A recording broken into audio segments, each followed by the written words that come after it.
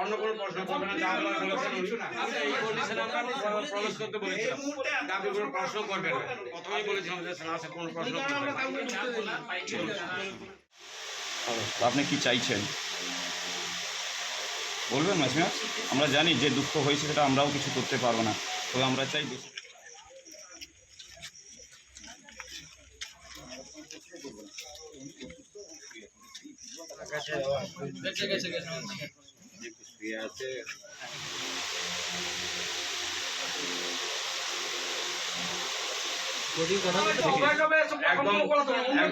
অন্য কোনো প্রশ্ন করবে না, যা আমরা বলেছেন আমি চাইছি দোষীরা শাস্তি পাক। কি শাস্তি চাই? আমিও একজন মা, আমি চাইবো না তাদের ফাঁসি হোক, কিন্তু যাবজ্জীবন কারাদণ্ড চাইছি। আর চাইছি যে আমরা ভারতীয় জনতা পার্টি করি বলে আমরা আজকে ক্ষমতায় আসার জন্য আমাদের সভাপতি বিরোধী দলনেতা যখন বলছেন সুশৃঙ্খল ভাবে থাকতে, তখন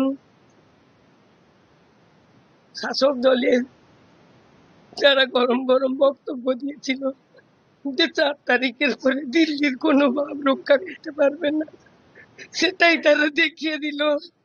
আমি আজকে নতুন সরকার যে গঠন করবে তার কাছে জানাবো যে আমার ছেলের এই মৃত্যুর জন্য শাস্তিটুকু হয়।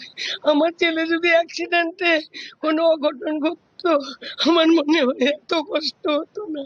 তাকে যেভাবে কষ্ট দিয়ে এতটাইরা মারলো, এটা পুরো তৃণমূলেরই সাজানো গল্প।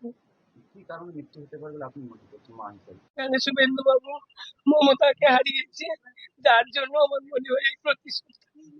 এই সময় অভয়ের মা কিভাবে চোখে জল ফেলতে यहाँ पे अकेले रहते थे क्या? हाँ यहाँ पे अकेले रहते थे? हाँ, अकेले रहते थे। और ये उनके फैमिली में और कौन कौन है? बोला ना, उसका मम्मी है, भाई है, भाई बहू है, छोटा वो भांजी है। आप लोग उनको बचपन से जानते थे? हाँ, आप क्या लगते थे? हाँ, आप क्या लगते थे? दादाजी। হ্যাঁ বলুন। দাদা তো আমাদের পাড়ার দাদা তো না। राजनीति के तौर पे क्या दिखाने हुआ है क्या? वो तो कानून ही बता पाएगा ना। कानून से ये रिक्वेस्ट है कि कड़ी से कड़ी सजा दी जाए जिसने ये साजिश रचा है, जिसने भी ये साजिश रचा है उसकी कड़ी से कड़ी सजा, जो इस साजिश को जिसने रचा है, और कोई भी बाद में इस जैसा साजिश नहीं रचा। इससे पहले आपका बात हुआ था उनसे? हाँ, कल 2 बजे तक बात हुआ। कल दोपहर के 2 बजे तक दादा हम लोगों के साथ ही थे, चंडीपुर में ही थे। उनका घर का जो असेंबली है चंडीपुर, वहाँ पे ही थे। मतलब इनका शादी हुआ था? नहीं,